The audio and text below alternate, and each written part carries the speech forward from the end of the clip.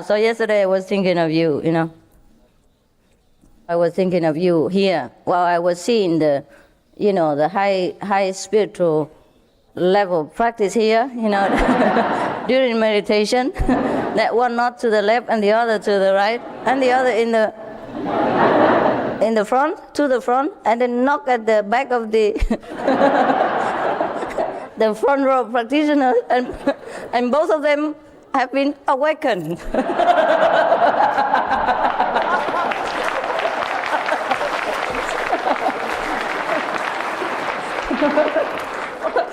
Well, actually, that is the purpose of our spiritual practice, to be awakened. Especially when you go to Hsihu Meditation Center, headquarters as well. So here you must be awakened more often. If you can't be awakened yourself, then the neighbors will help. By knocking the head onto your shoulders or under your back. You see, that is the spirit of brotherhood, helping each other with no expectation. This is really egoless, offering, without expecting reward. Now, if you don't feel grateful to the neighbor yet, you better,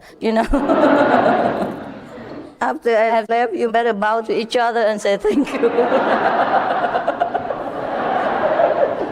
for awakening me anytime.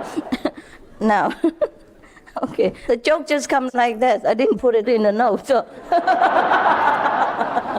the note is not yet used. Maybe we save it. Yeah, because every time, it's a headache for me to find some jokes for you, because you love to laugh so much, and me too. Now, really seriously, I read the note, if I can read at all, because it's a note. I actually wrote a few words here. Okay. Now, since I have seen your spiritual level here, wow, in the retreat, I keep thinking of you, what happened at home,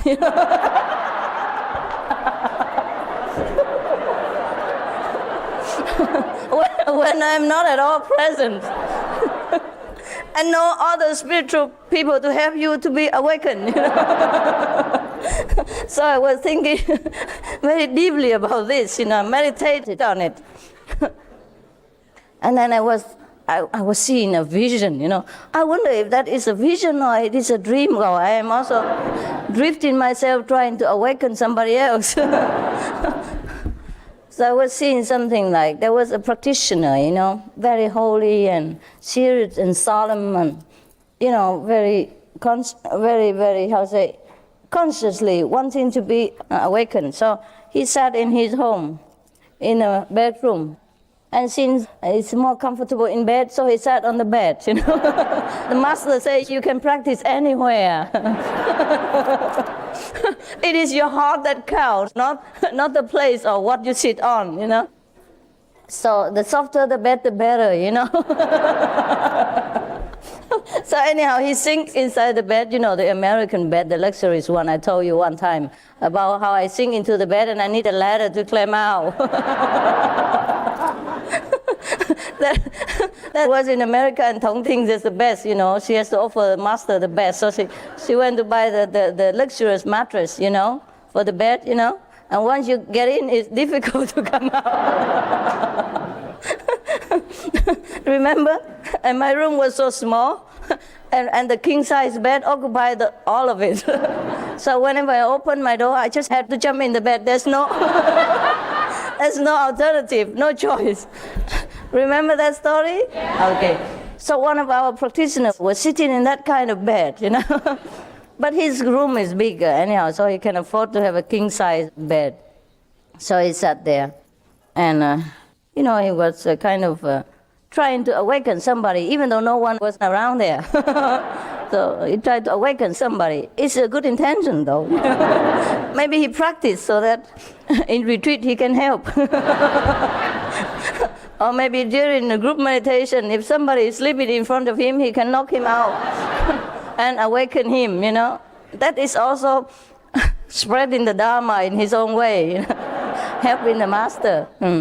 So anyhow, he was practicing this kind of awakening doctrine, and so somebody else caught him. Maybe his father or mother, the elder in the family. So the elder scolded him and said, what did you do there?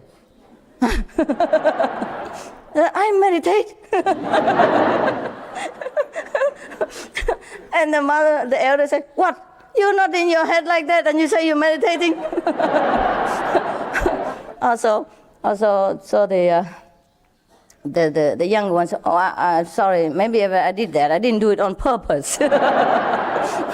So the elder said, did you know that Master is watching you, while you stealthily sleep like this during the meditation hour? You know that? So the younger felt very embarrassed and, very repentant and said, yes, I know.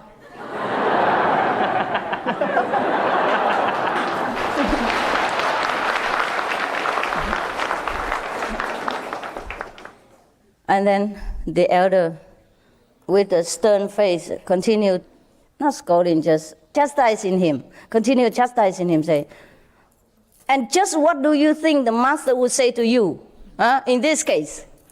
So the younger say, master will say, no one else here, only two of us, sleep for two.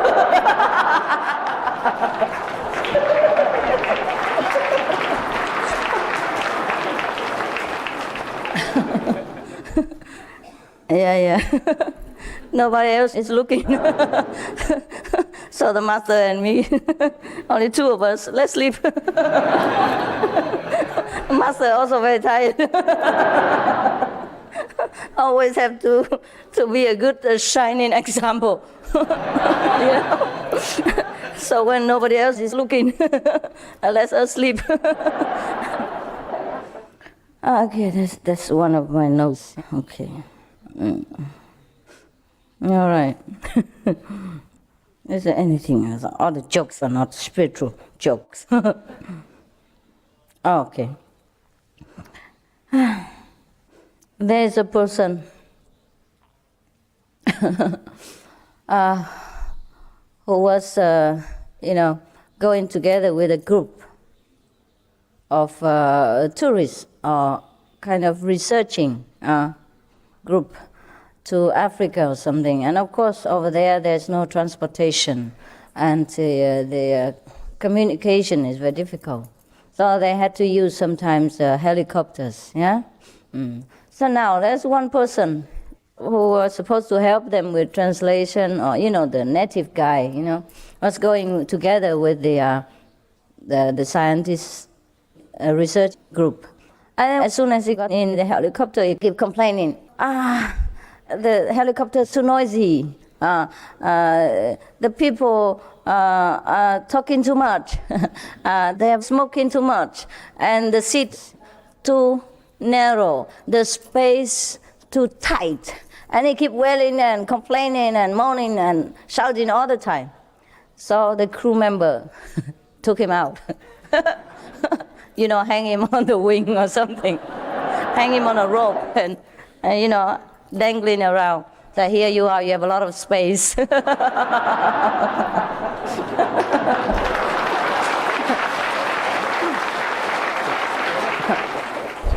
then at that time, he shouted even louder, please let me in. So this is a problem with us too. Sometimes we don't appreciate a good situation or a good friend or a good companion until we lost him or her, until we lost the situation, or until the situation became worse, became more unbearable. And then we'll be happy just to have what we had. Similarly, in life, if we complain too much too, unreasonably, then God will put us through a lot of trouble until we stop our mouth. And then probably we pray. At that time, please, and that's how people pray every day, just because they used to complain before. And then get into trouble, and then they rethink what they had, and then they appreciate it more. Huh? You understand now? Huh? Yeah. That's why you have to sit on your bottom for so long now. Because you used to complain to me that 2.5 hours is too long. Now, after any retreat, you come home, you're just happy to sit 2.5 hours.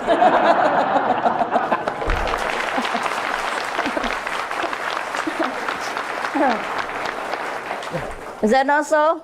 Yeah.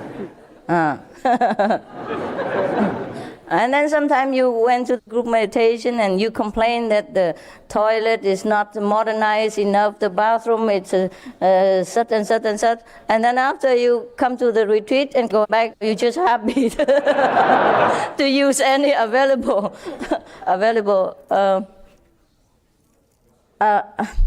my God, facilities. Yes.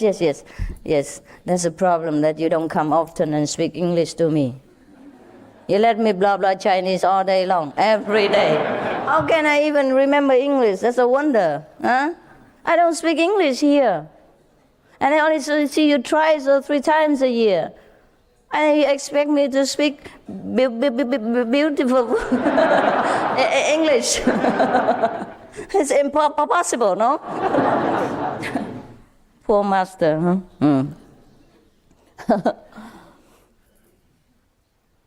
So, anyone who complains about facilities and everything here? I'm sure you do.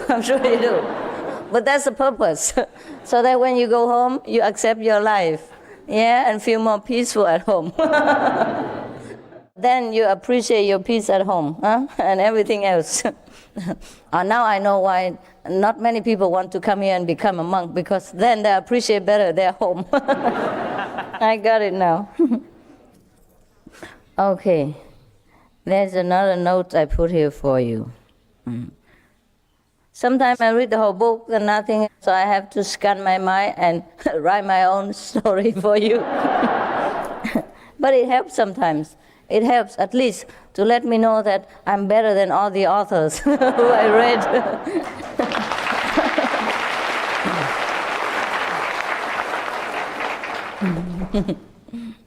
Just like here, even though you are offered all the lousy facilities and sit for a long time, at least it helps you to settle down at home, and to feel more peaceful at home and more appreciative, and more happy and contented with whatever God gives you at home. This you don't give me headache and don't pray too much. Oh, Master, give me.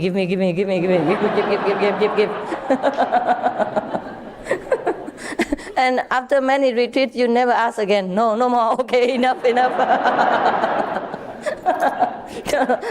So at least the retreat helps you in this aspect, huh? So thanks, huh? Thanks, Master.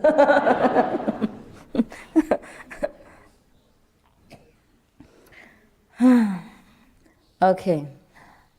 There is some tourists who went to Africa for sightseeing. Actually, I forgot to tell you, Africa is a very beautiful continent with many beautiful countries. Yeah, of course the people there, their mentalities are much different from yours, or maybe from us here in Asia. Maybe they don't think that much. They don't try to work pretty hard, because perhaps it's a little bit hot there in some places. But many places are very beautiful, cool and green. And just like one of the Asian countries, there's no difference. So the picture of an Africa with an ape jumping around everywhere, this is not true. Or you expect to see a lion who come out and say hello to you anytime, this is also not true. It's very difficult to find lions and monkeys there, because they have all captured and brought to the West for people to look at. So there's not much left in Africa, Elephants and all that now are rare species there. That's why they have to organize many organizations to protect these endangered species, as you know very well, huh? Why is it so? Because they have been exploited and killed or kidnapped for their precious tusk or their teeth or their horns, or their skin, or whatever reason, maybe for medical purposes, or maybe just for curiosity, or maybe just for the rare meat for the few wealthy people who had everything already and want something more that they did not know. See, so Africa is not the wild jungle the way all the films portray.